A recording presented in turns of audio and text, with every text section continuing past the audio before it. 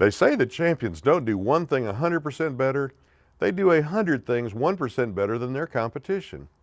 As an example, one of the largest hurdles that many independent flooring retailers face is how to stand apart from the crowd to the buying public.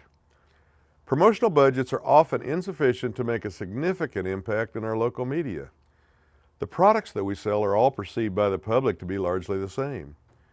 No matter the size of the showroom visited, consumers are likely to see the same handful of name brands represented in each of them. How can your firm stand out in the customer's mind when she is ready to make a purchase decision?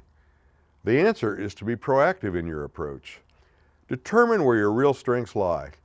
Focus heavily on proprietary offerings that other firms may have difficulty competing with. Every flooring business should be doing something outstanding. Is your sales or installation staff remarkable in some fashion? Do you feature any brands or group affiliations that are not available elsewhere in your marketplace? Is there something about your location that is outstanding? Do you use professional estimators? Many stores don't. Do you offer specific warranties covering your installer's workmanship?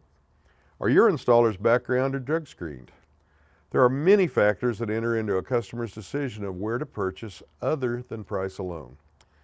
To succeed in today's retail climate, independent dealers must perform well in those areas where the chain stores have difficulty executing. Place your focus on segments where you can excel. Simply having the lowest price is not always the answer. Now, more than ever, customers are looking for a business that they can trust. While a competitive price is important, if deemed necessary, we will all pay a little more for uniqueness and peace of mind. Since customers are willing to pay, are you prepared to collect?